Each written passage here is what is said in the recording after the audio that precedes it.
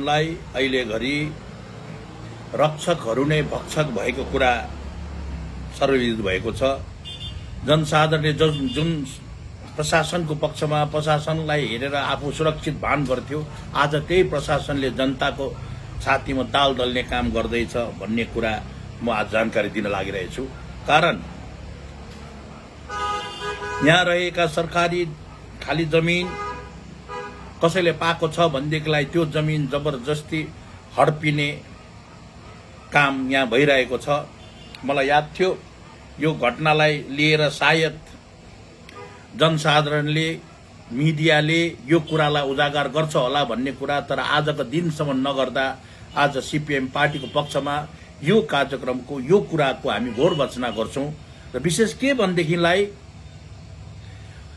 कालिम्पोङ मेला ग्राउन्डको माथिल्लोपट्टि रहेको जग्गा जुन जमिन चाहिँ सेन्ट जोन एम्बुलेन्सलाई सरकारले धेरै दिन अघि दिएको, त्यसको कागज यो छ। यो नोटिस अनुसारमा उनीहरूलाई जमिन दिएको यहाँ लेखिएको छ, situated by the side of PWD land and the above link road of Bagdhara 5x24 and 6x18 गरेर दिएको जमिनको नोटिस। यो नोटिस सेक्रेटरी सेन्ट जोन एम्बुलेन्सलाई दिएको, कालिम्पोङलाई धेरै दिन अघि दिएको र उनीहरुकोमा पैसा नभएकोले गर्दाखेरि त्यो ठाउँमा आफ्नो अफिस बनाउन नसकेकोले गर्दा रहिरहेको थियो। र बादमा उहाँहरूले सेन्ट जोन एम्बुलेन्स र एडब्ल्यूसी अल इन्डिया वुमेन्स कन्फरेन्स उहाँहरू मिलेर त्यहाँनिर अफिस बनाउनको निम्ति तर्खर गर्दै गरेको बेलामा र उहाँहरूले वार्ड काउन्सिलरलाई अल इन्डिया वुमेन्स कन्फरेन्स र सेन्ट जोन एम्बुलेन्सले त्यहाँ आफ्नो अफिस बनाउनुको लागि तर्खर गर्दाखेरि के कसो गर्नुपर्छ भनेर उहाँहरूले लेखेको चिठी वार्ड काउन्सिलर श्रीमान Asif Ansari, ward councillor ward number 12, यहाँ उहाँले लेखेको छ, it is our humble submissions in our granting Saint John ambulance had applied a piece of DI fund land to the government of West Bengal. It is a great honor that the government had considered our prayer and had given a DI fund plot 1854/A and 1855/B. Because of our financial crisis, we could not make our office in time. The land is still in our possessions, but र अब त्यो जमिनहरू अरूले occupy गर्छ र हामी त्यहाँ building बनाउँछौँ भनेर लेखेको चिठी आसिफ अन्सारी वार्ड काउन्सिलरलाई। उहाँले त्यो चिठी पाएपछि, चिठी पोस्टद्वारा पठाएको उहाँको एड्रेस म्युनिसिपालिटी अफिसमा, र उहाँलाई पाएपछि उहाँले उहाँहरूसँग कन्ट्याक्ट गरेर तपाईहरुले जमिन कागज ल्याएर भेट्नु आउनुहोस् भन्दा भन्दै अगस्त महिना 15 अगस्तको भिडभाडको बादमा त त्यो ठाउँमा त त्यो सेन्ट जोन एम्बुलेन्स र अल इन्डिया वुमन कन्फरेन्सले आफ्नो अफिस बनाउनु पर्छ भनेर तर्खर गर्दै गएको ठाउँमा त अहिले त त्यो ठाउँमा त पुलिस, वेस्ट बंगाल पुलिसको बोर्ड पो लगाइदिएको छ। त्यो जग्गा चाहिँ वेस्ट बंगाल पुलिसको, बडा अचम्म कुरा। वेस्ट बंगाल पुलिसलाई त्यो जग्गा चाहिएको छ भनेदेखिलाई त डिआई फन्डसँग करस्पोन्डेन्स गरेर नाकि त्यसलाई जबरजस्ती अर्काको बोर्ड निकालेर फ्याँकेर चाहिँ पुलिसको बोर्ड लाउने जुन कार्यक्रम भयो, यसको निम्ति हामी यो कार्यक्रमलाई, यो व्यवस्थालाई, यो खालको सिस्टमलाई हामी घोर भर्त्सना गर्छौं। सीपीएम पार्टी यो चीज सरासर अन्याय भएको छ। यदि प्रशासनले, यदि पुलिसले नै यस्तो प्रकारले गुण्डागर्दी गर्यो र अर्काको राखेको जमिनको बोर्डलाई निकालेर फ्याँकेर पुलिस लाउँछ भनेदेखिलाई म त्यो पुलिस विभागलाई यहाँबाट म सीपीएम पार्टीको पक्षबाट सोध्न चाहन्छु, तपाईको लाई सोध्न चाहन्छु, तपाईले तल त सेन्ट जोन एम्बुलेन्सलाई त 228 स्क्वायर फिट जग्गा मात्रै दिएको थियो डिआई फन्डले, तर तपाईको थानाको अघि जुन चाहिँ सुपरमार्केट बनिएको छ त्यहाँनिर त 15-16 डेसिमल जमिन सरकारले दिएको थियो श्रीमान जिङदेल टेम्पो देङसेपालाई। उहाँ बितेर जानुभयो, उहाँको कोही छैन। यो जमिन अहिले पनि खतियान हेर्दा हुन्छ, यो खतियानमा अहिले पनि जिग्देल टेम्पो देङसेपा भन्दैछ। यो जमिन कसले लाँदैछ, किन लाँदैछ, यो बारेमा सीपीएम पार्टीले थानालाई जनाएको थियो। यो जमिन त म्युनिसिपालिटीलाई ह्यान्डओभर गर, यो जमिन म्युनिसिपालिटीलाई दिनुपर्छ। यो कुनै एउटा विशेष मान्छेको होइन, यो सरकारले लिजमा दिएको जमिन। यो मान्छे छैन अहिले र उसको परिवार पनि कोही नभएकोले गर्दाखेरि यो जमिन आज भूमाफियाहरूले आफ्नो नाममा गरेको छ। हेर्दा हुन्छ। अकृषि प्रजा लेखेको छ यहाँ, अकृषि प्रजा जिग्देल टेम्पो भोटिया, जिग्देल टेम्पो देङसेपा, उसको नाममा 8.5 डेसिमल जमीन, 10.5 11 डेसिमल जमीन उसको नाममा त्यहाँ सरकारले दिएको। तर त्यो जमीन यो मान्छे छैन, तर यसको नामबाट बिस्तारै बिस्तारै अर्काले बेचेर अर्कालाई दिएर त्यो जमीन घटेर गएर आज उसको नाममा 1 डेसिमल जमीन मात्रै रहेको छ। 1.167 मात्रै जमीन रहेको छ। र म यहाँ चाहन्छु पुलिस डिपार्टमेन्टलाई सोध्न कि यदि पुलिस विभागलाई जमिन चाहिएको छ भने किन चाहिँ सेन्ट जन एम्बुलेन्सकै जमिन, किन चाहिँ अल इन्डिया वुमन कन्फरेन्सले बनाउन लागेको अफिसलाई टार्गेट गर्नुभयो तपाईँले, किन चाहिँ तपाईँको थानाकै अगाडिको जमिन जिग्देल टेम्पो देङसेपाको जमिन जो चाहिँ लिजको जमिन, यो लिज रिन्यू भएको छैन, तर यो जमिन भित्रै जमिनको कार्यालयसँग मिलेर यो कागज, यो जमिन अर्काको नाममा सेयर हुँदैछ। धेरै जान्ने बुझ्ने ज्ञानीको नाममा यो जमिन गएको छ। अगर पुलिसले मलाई च्यालेन्ज गरोस्, सोधोस्, म त त्यसलाई बताइदिन्छु कि यो जमिन कसको नाममा गएको छ। अगर यदि सत्य नै जमिन चाहिएकै हो भनेदेखिलाई कालिम्पोङ शहरकै नजिक ठुलो जग्गा चुङहा स्कुलको पक्षमा रहेको जमिनको पर्चा यो जमिन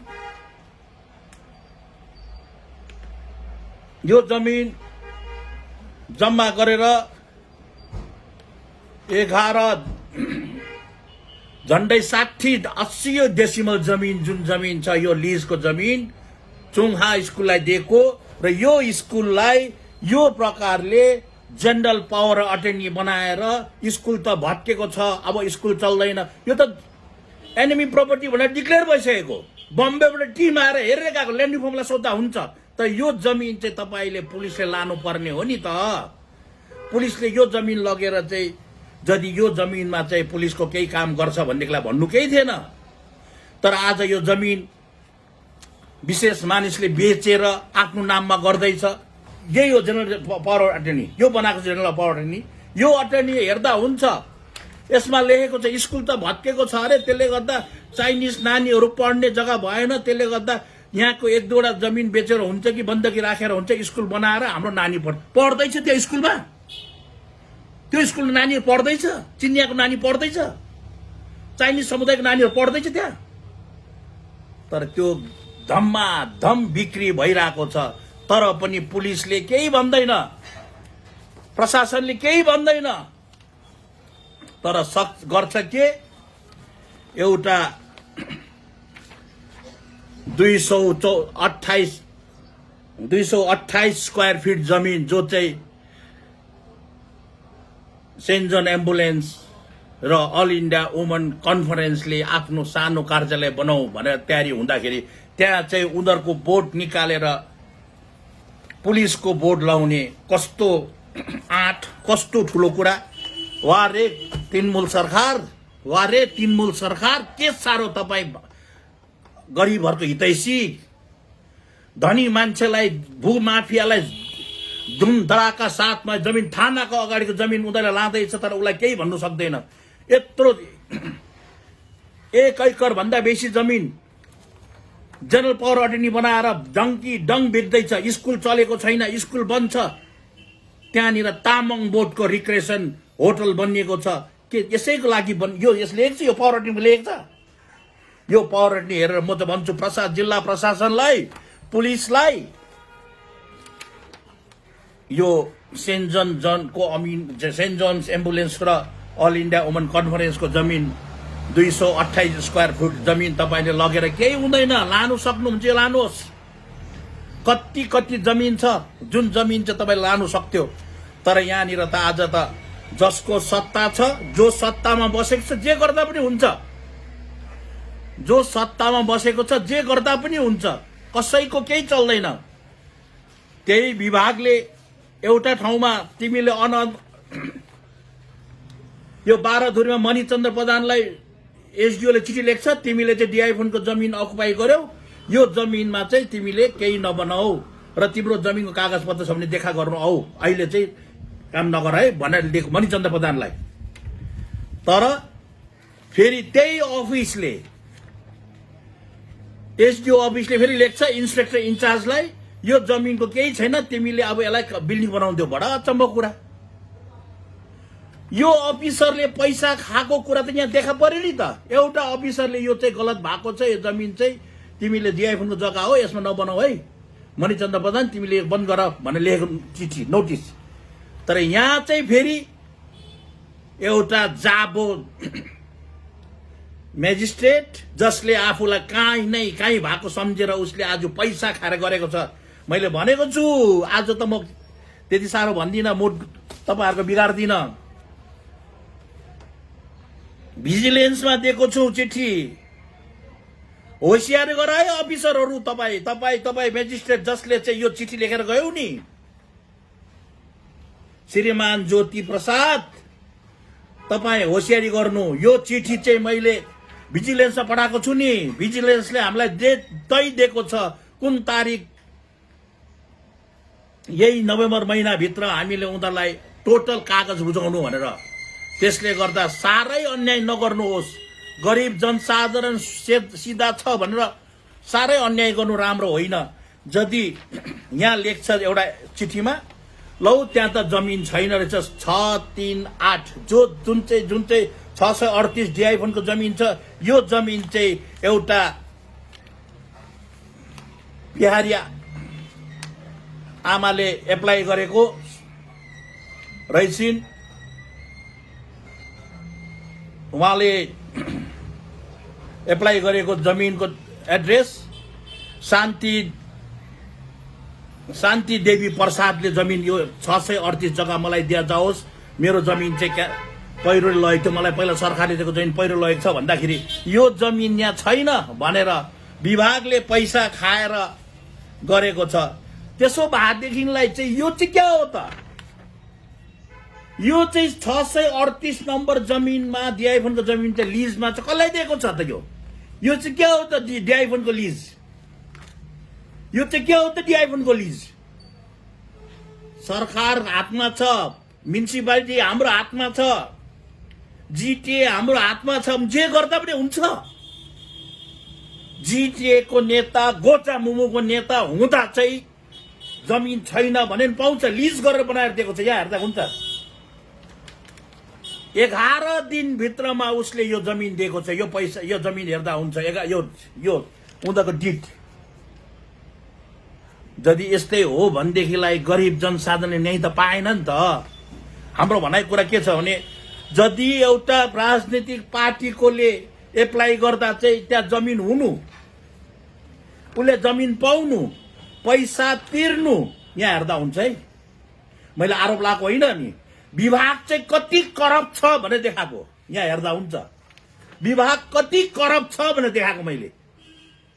त्यही ठाउँमा शान्ति देवी प्रसादले एउटा विधुवी आमा जसको श्रीमान बितिसकेको र एक्लो दुःख गरेर बस्ने, उसलाई चाहिँ होइन, उसलाई दिनु हुँदैन जमिन, त्यहाँ त जमिनै छैन। अरे बाबा, त्यही टाउकोमा छेउमा जमिन त रहेछ त अन्त।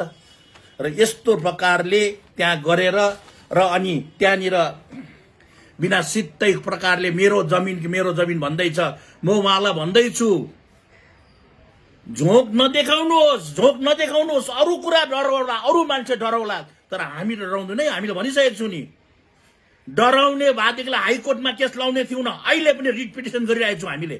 होशियार गर, चोर छौ लुकेर चोर, तर यदि तिमी चोर्नु पनि डङ्काको चोटबाट छातीमा परेर चोर्छौ भने चाहिँ अरू सहला, तर सिपिएम पार्टी विरोध गर्छ।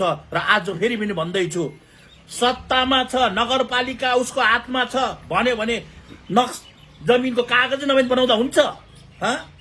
दिएको छ त यो गोजामुखको लिडरलाई बनाउनु घर, गोजामुखको लिडरलाई दियो त जग्गा, त आज त्यो शान्ति देवीलाई नदिनु, देङसेङपाको जमिन अर्काले लानु, त्यो चाहिँ के कहाँको अन्याय हो? कहाँको न्याय हो यो चिज? यो भन्दा बेसी अत्याचार र अन्याय के हुन सक्छ ममता दिदी? तपाईको सत्तामा जो सत्तामा छ उनीहरुको यहाँनिर हैकम भएको छ, उनीहरुले अन्याय गर्दा पनि हुन्छ, जे गर्दा पनि हुन्छ। यो जम्मै कुरालाई हामी फेरि पनि यो तपाईलाई अवगत गराउँछौं। प्रशासन तपाईको हातमा छ ममता दिदी, तपाईको हातमा प्रशासन छ। यस प्रकारको घुसखोर प्रकारले यो प्रकारले पुलिसले अत्याचार गरेर गर्दा त हुँदो रहेछ नि, जे गर्दा पनि हुन्छ भन्ने कुरा चाहिँ हामीलाई यहाँ छ, थाहा छ।